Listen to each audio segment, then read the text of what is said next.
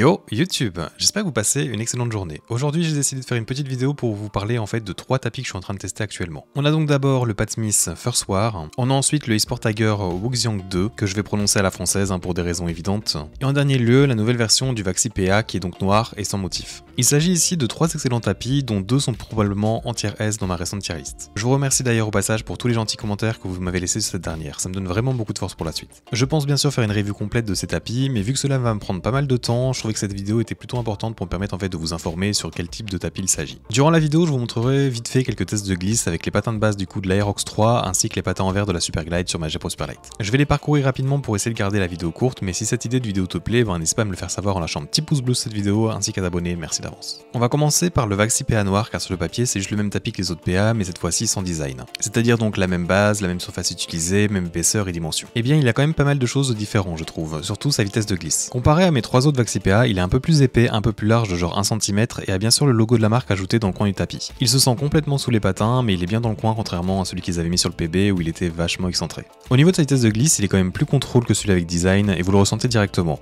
En gros, il a une friction initiale et une force d'arrêt qui se ressent donc très bien. Mais cependant, durant les tracking, vous n'avez pas l'impression d'être freiné autant que d'autres tapis, ce qui est génial. Je dois mettre plus d'heures de test dedans évidemment, mais je pense que c'est clairement ma meilleure recommandation pour les personnes jouant à Valorant, CSGO, voire Rainbow Six. Il a clairement d'excellentes propriétés pour ce type de jeu. Passons maintenant au Wuxiang 2. C'est clairement un tapis unique car il dispose ce qu'ils appellent un revêtement en perles arc-en-ciel. Je ne sais pas si vous verrez cet effet à la caméra, mais je vais essayer de vous montrer ça en b-roll sinon. Mais oui, donc si vous regardez le tapis de souris en biais et qu'une source de lumière vient taper sur le tapis, il aura en fait de magnifiques reflets arc-en-ciel sur toute sa surface. En dessous de ce revêtement, il y a donc un design aussi.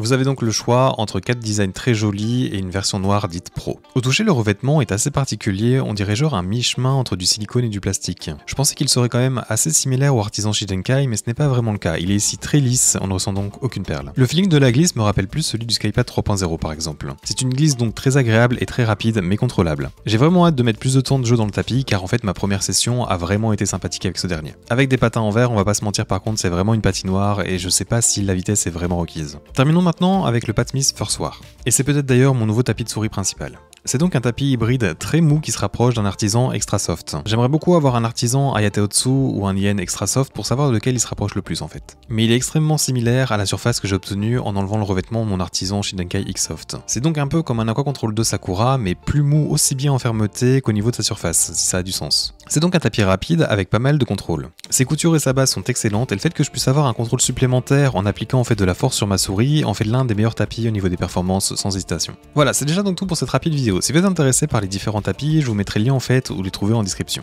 Mais si vous voulez en savoir plus sur ces derniers, je devrais normalement faire une vidéo dédiée sur chacun d'eux dans le futur, après avoir passé en fait beaucoup plus de temps à les tester. Je t'invite donc à t'abonner si tu veux simplement être au courant de quand je sors ces reviews. J'espère que la vidéo t'a plu et si c'est le cas, n'hésite pas à lâcher ton meilleur pouce bleu, ainsi que me suivre d'ailleurs même sur Twitter, qui est donc notamment là où je partage toutes ces nouveautés de ce genre. Et c'est d'ailleurs aussi également important pour le futur de la chaîne, parce que c'est un peu là où je peux contacter des marques, etc. Avec cela dit, j'espère te voir dans un futur proche, et à bientôt.